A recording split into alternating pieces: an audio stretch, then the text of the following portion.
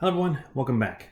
So this time it's finally our chance to go at the final challenge of the loops lesson. Can we do it? Yes, I mean, I've done this before, so hopefully I can do it. So let's try walking through this. Let's read through it first and then we'll break into this. So you're trying to figure out the benefits of different interest rate checking accounts on your balance.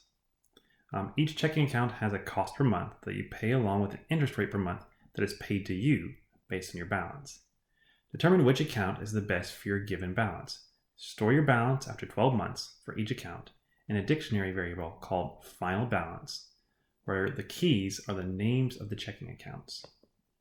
Okay, as a note, there are a couple of typos in these in this big lesson.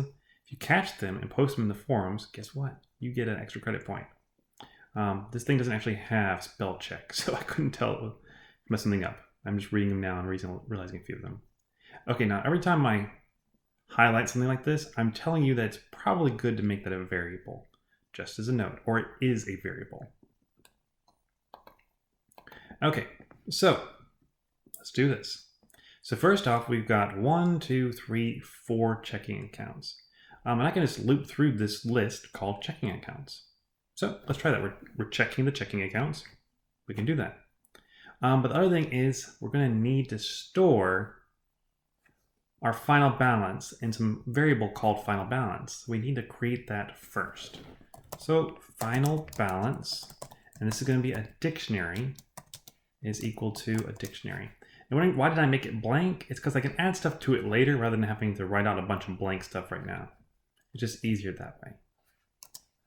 Okay, so I'm going to go and check every single checking account. So for we'll just call it account in checking accounts.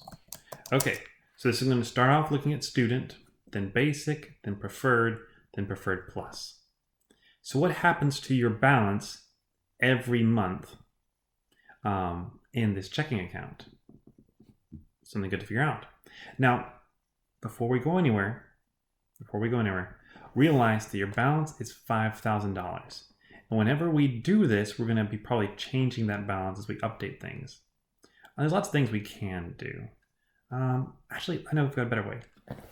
Here, what we'll do is we'll set your initial final balance before we do anything, before we multiply it, each month. And we're going to set that equal to your original balance. Okay, so every account's final balance will start off as their original balance. Makes sense. And then we've got to see what happens every single month. So for month in range months, okay, 12 months, and it's going to give me 12 values. This works. What happens to your account? Well, you're going to get some interest and you're going to lose some money because it's going to subtract it out. What order is that going to happen in? If I was the bank, I would probably, it actually doesn't matter. With banks, it's based on your average balance for the entire month. So it's probably better to multiply by the interest rate first and then subtract off the cost. Now, interest rate per month and cost per month are both dictionaries. And their key is just the name of the checking accounts. Now, for our first loop, we store that as account. And our second loop can see that variable. So let's go forward. So first off, our final balance is going to get bigger by the interest rate per month. Interest rate per month. I'm multiplying it by the interest rate per month, and each account has a different interest rate. So I need to make sure I'm picking out that one account, the student, to start with. Okay, and after that, it's going to lose some money because it's going to have to pay a fee. So minus equals.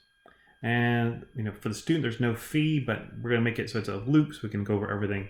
And that's in the cost per month. That's for account. Okay, so it first gets money because of the interest rate, and then it loses money because of the cost per month. That looks good. So my final balance should be updated now. And then let's see. And you know what? I should probably print out this final balance so I can see how it looks. at the end for each of the checking accounts. Now let's see if this works. Does it run? That's the important thing here. I don't know. Nope, got an error. Unsupported operand types times equal dict and int. Do you see right here? I just called the variable. I forgot to tell it I want to multiply the number that's stored here. There we go. Final balance is a dictionary. I didn't call a single item. I called the entire dictionary. And you can't multiply or add to just the entire dictionary. You have to find that item you want, and you can multiply or add to that particular item. Okay, so if I've done this now, hopefully, it worked. So after 12 months, the student would have $5,000.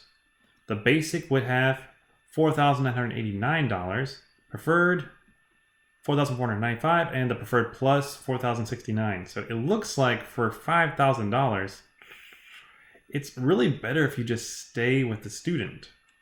Now let's see what happens if we had $10,000. Here's the great thing about coding. I can now change just two numbers, run it again, and you see that now with $10,000, well, the basic, I start making money with it.